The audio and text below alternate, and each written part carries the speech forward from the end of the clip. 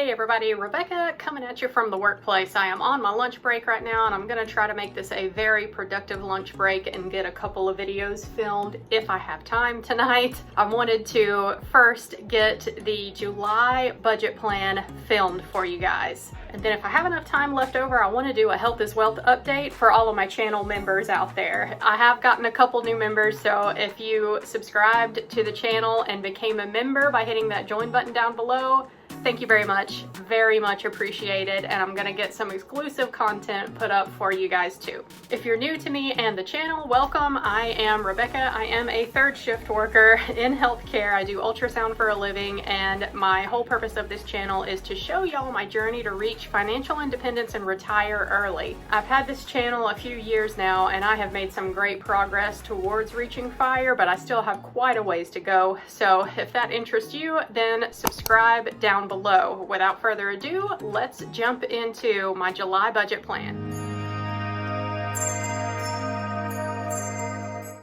Alright, so here we are looking at my Google Sheets July budget plan. If you guys like the outline of this budget template, I do have it as a free download if you're interested. The link to my Ko-Fi page is in the description box down below. It's one of the first links down there. You can click on that and follow it to my copy page and download the budget spreadsheet for free. I do have a couple other spreadsheets available for free download there as well if you're interested. Starting at the top with my net income for the month, you will notice that I do have a couple of income sources blocked out for privacy. I don't show my individual paychecks on the channel, but I do share totals with you at the bottom. And very first line item in my net income section is the carryover from the previous month. Now, I'm expecting to be able to carry over about $5,000 from June's budget into July, and that's a pretty large amount, but it's nowhere near the same amount that I have been carrying over month to month, because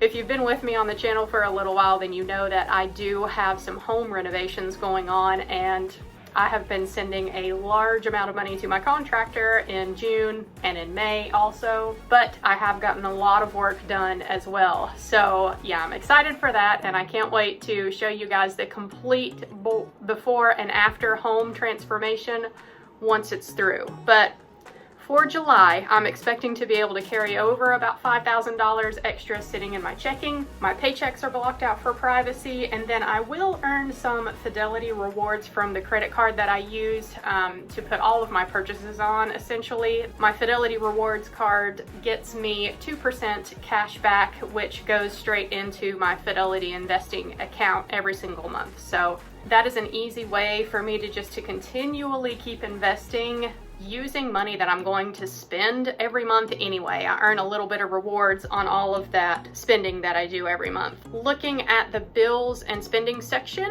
for the month, this is a very small section here, and guys, I'm gonna do my best to keep it this way for July. I feel like lately my spending has been crazy with everything going on with the house, so I'm gonna try to rein myself in for July and not have too many unexpected expenses pop up. We'll see what happens though.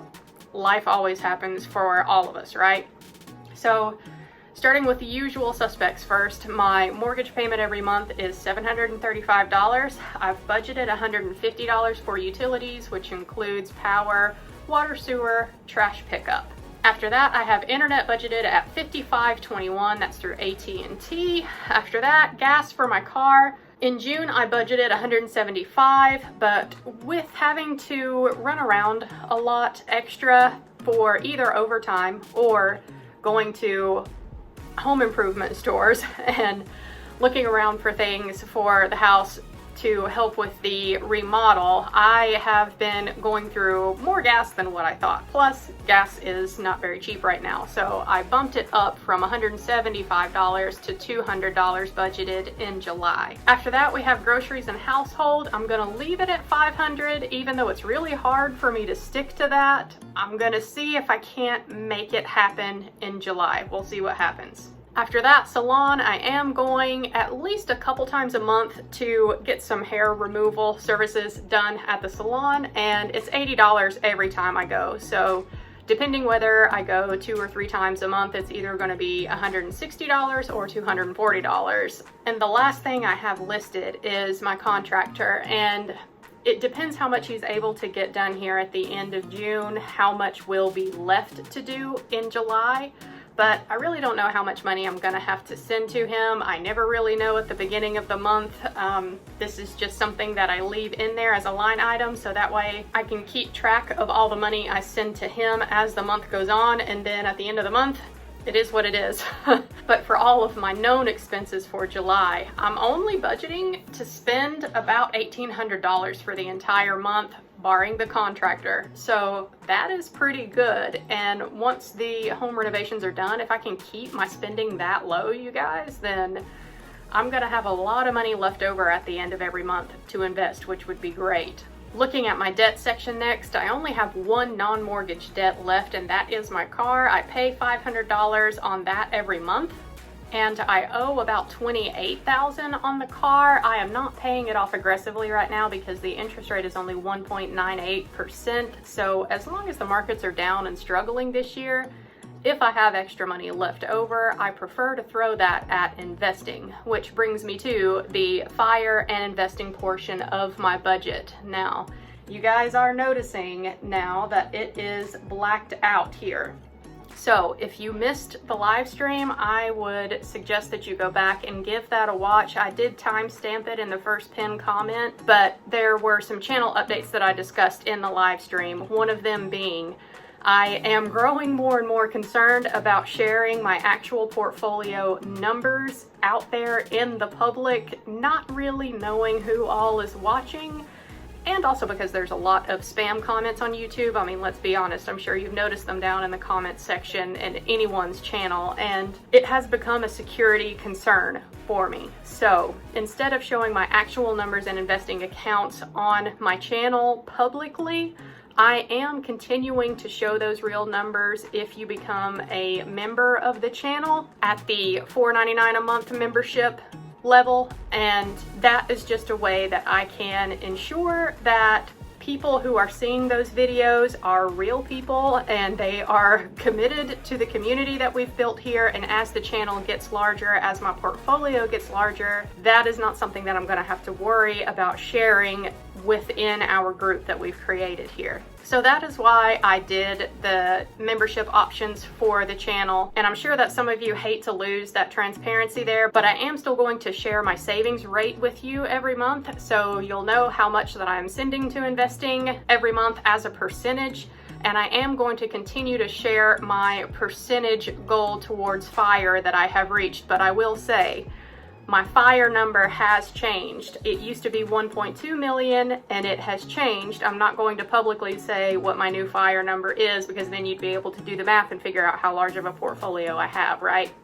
So instead of sharing actual numbers in my investing accounts and how much I'm throwing at investing every single month, I'm just going to share publicly my savings rate and my percentage towards fire goal every month. So if July plays out exactly the way that I have planned it and no money were to go to my contractor for some reason in July, let's see what my savings rate would be.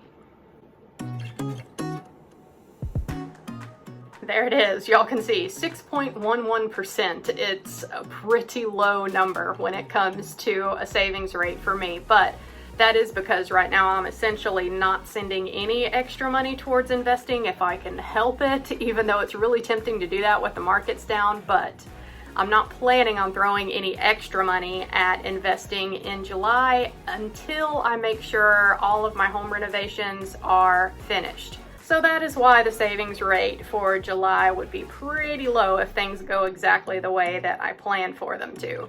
And overall, at the bottom of my budget, you can see that if things play out exactly the way that they are planned as of right now, I should have about $7,300 left over at the end of the month. But I am sure that I'm gonna have to send more money to my contractor, so this is interesting to see, but I am sure that it's going to change as July goes forward.